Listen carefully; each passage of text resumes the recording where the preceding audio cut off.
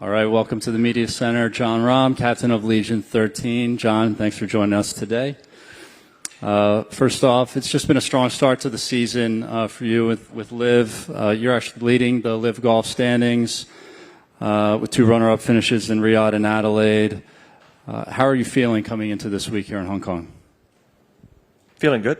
Feeling good. I look forward to this week. It's one of my favorite weeks of the year. It's a fantastic city and a really fun golf course to play. So this is definitely a highlight with many other great weeks. Happy with my play so far. I wish I could have converted one of those wins. Obviously, going to Sunday in Adelaide, tied for the lead, and even having a good cushion on the 5th tee with birdie chances coming after that. Kind of kicking myself. Obviously, I made a few mistakes, but Anthony Kim played one of the best rounds of golf I've ever seen anybody play, so very well deserved. I just wish I would have had a better chance coming down 18, right? Besides that, yeah, looking forward to the rest of the year as well.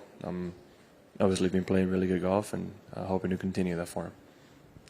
Touching on this golf course, maybe a little bit more, can you speak to what it is that you really like about this venue, about this course, and the test it provides? So I think we say the word traditional golf course sometimes, and with that, I think it just means that it's a golf course that was built a long time ago, right? It's a bit narrower, trickier. Unfortunately, it's become a little short for nowadays golf standards, but it gives you a lot of options, tee to green, and you can be as aggressive as you want and lay back as much as you want and make the hole play different ways, right? Usually we have different wind directions here. Tricky green complexes, right? A hole like 8, a fairly long par 3 with a very tricky green where if you miss it, par is severely in jeopardy. Fun holes like 10, right, with a slow green and definitely just legit just lay up with a 4-iron and a wedge, and it can be tricky, right, even though you're looking for a birdie. A great par 3 like 12. Holes like 18 where you can hit driver, you can hit 4-iron, you can do whatever you want. So there's a lot of versatility and variety to this course, and it's some of the reasons why it can be so fun, right? It all depends on how firm it can get based on the weather. It does look like we're going to get some rain today, but if it can get a little bit firmer and faster, then it can be a nice challenge. And lastly, the LIV Golf League really, I think, prides and focuses on being at the center of sport, entertainment, and culture, where each event, obviously, golf is at the core, but you've got music and food and art, and it looks to travel to regions and parts of the world like Hong Kong that also seem to embody that. So for you, when you're traveling with the league and in a place like Hong Kong, is there anything particular that you like to take advantage of, whether it's food or otherwise, and how does that all work together for the experience? I try to enjoy where I'm at as much as possible, right? The cities that have a lot more to offer than others. This one is definitely one that has a lot to offer. Great food, great entertainment options, and just a lot of fun if you have the time and you decide to explore, right? So if I can, I try, but for the most part, once you get to maybe a Wednesday afternoon, Thursday, it all depends on the tee times where you're playing, how far the golf course is. You may not have that much free time, but particularly this week or a week like Singapore, as an example or two, that you can definitely enjoy the city a little bit, given the tee times and how much it has to offer. And that's in Hong Kong is one of them. I wish it's not as easy, right? I wish every week we played was a venue as fun as this one. Thank you. We'll open up to the floor. Media, please raise your hand. 媒体朋友可以举手，然后我们可以提供翻译。Josh. Josh Ball from the South China Morning Post. Forgive me if you've been asked this already, but could I just get your thoughts and feelings on the DP World Tour events from about a week ago? And, the 8 players. What events? The 8 players paying the fines, or... Oh, I thought you meant tournament. Sorry. Sorry. I thought I was starting to think about where they play a week ago in Africa. What do you mean? So your thoughts and feelings, your position on it, like you weren't part of that group, so what your position is now, Well, my position hasn't changed in a week. Okay. I don't like what they're doing currently with the contract they're having us sign. I don't like the conditions. They're asking me to play a minimum of 6 events, and they dictate where 2 of those have to be, amongst other things that I don't agree with. If we just go based on that, I've been a dual member my whole career, PGA Tour and DP World Tour. Now,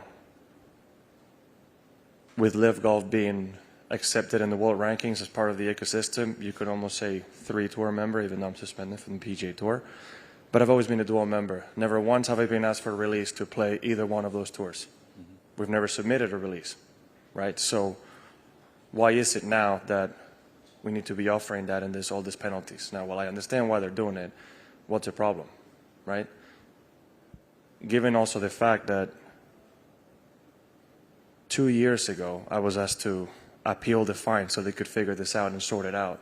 And I did, and we're running into more problems right now. I just don't like the situation, right? I think we should be able to freely play where we want and have the choice to play where we want and not be dictated what we do, especially myself, right? I can't speak for others. That'll be myself. I've always committed to play the minimum requirement, and I think I've played 4 events, including the Spanish Open, every year, except one as a pro, and I commit to do that. That's not going to change. I still fully intend to do that. Now, with given the LIV and major schedule, I don't think I'm going to be able to do so till after our playoffs or our last events are done.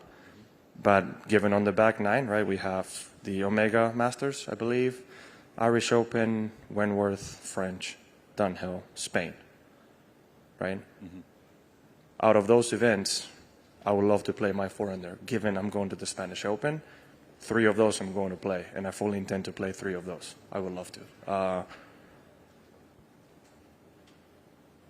I don't know what game they're trying to play it right now, but it just seems like in a way they're using us they're using our impact in tournaments and fighting us and trying to benefit both ways from what we have to offer. And it's just in a way they're extorting players like myself and young players that have nothing to do with the politics of the game. So no, I don't like the situation, and I'm not going to agree to that. Now, I did tell them, funny enough, lower that to 4 events, like the minimum says, and I'll sign tonight. And they haven't agreed to that. I just refuse to play 6 events. I don't want to, and that's not what the rules say. You obviously talk about you can't speak for other people, but obviously you and Tyrrell are close. Tyrrell was in that group. Can you talk a little bit about how that conversation went? Or I respect Tyrrell's decision. That's all I have to say, right? He's free to make his own choice, and I fully respect it. And sorry, just one last thing, if you don't mind. Obviously, Rory was a little cheeky when he came out with that quote about saying, you'd been on the Americans about wanting to be paid. Now you had an opportunity to prove you would pay. Any reaction to that at all? I think I responded to that a few weeks ago, and I said that statement would make a lot more sense if all 12 of us were being asked to pay, not only just the 2 of us. And there's more intricacy that goes into this whole situation, right? I mean, while I understand why he's saying that, I mean, we all do it for the love of the game.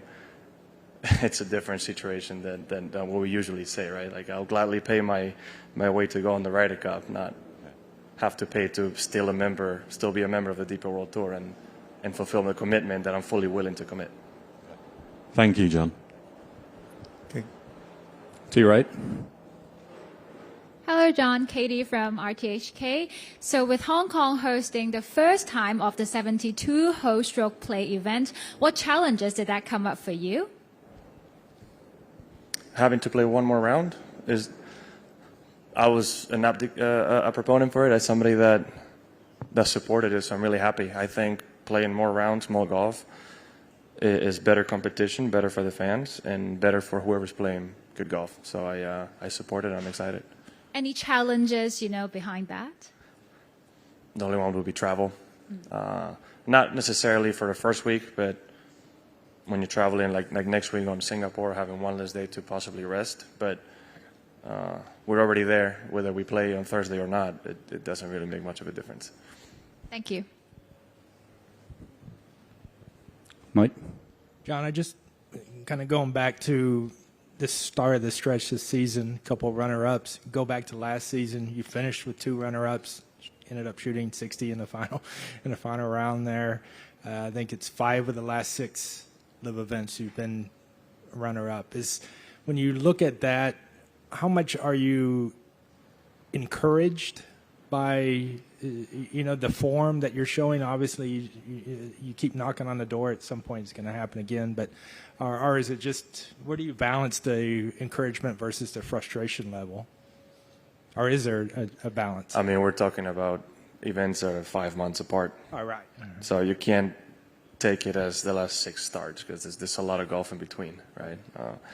Play some events in the DP World Tour in between those and didn't finish as high as I would have liked. But playing good golf, right? Obviously, there's different reasons to that second place. Lost 2 playoffs. Got unfortunate with a flag stick on the last one in Indianapolis. Had a birdie chance on that first playoff against Dean and Josele and wasn't able to make it. So it just means you're playing good golf. Winning is never easy, and I'm happy that I'm putting myself in the position to possibly do so, right? But out of all of those, I kick myself more at the last tournament because it's the one where I feel like I made the most amount of mistakes on a Sunday. Even when you see a guy just, you can't miss a putt? No, I 100%. As I said, he played incredible golf. I shot 1 under when people were shooting 4, 5, 6 under. Even though it was tricky, I played good enough to give myself at least a better chance. And had I shot a low score or a good round and Anthony still beat me, then so be it. He played better and he was the better man. But I just didn't have, compared to the rest of the week, that Sunday felt like a bit more of a letdown than others. Thanks. Lynn? Hi, John.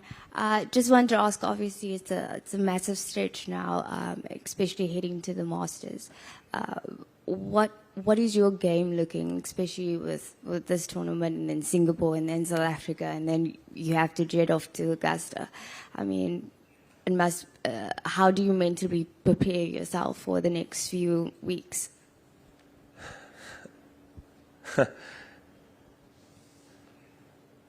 I think we all have a different process of how we approach the short-term goals coming this week and the ones months ahead. I've had a really good off-season, and I feel like I've been doing things really, really well. So keep focusing on that. And all I can do is take it day by day and week to week, right? Well, we're playing these 3 events. The goal is to play good and hopefully win those. The switch for the Masters kind of happens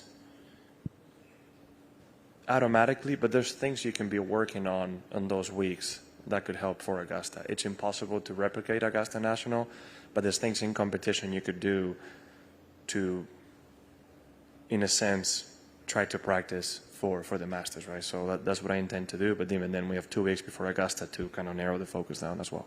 And what are those kind of improvements that you're looking to do? I will not be sharing that publicly.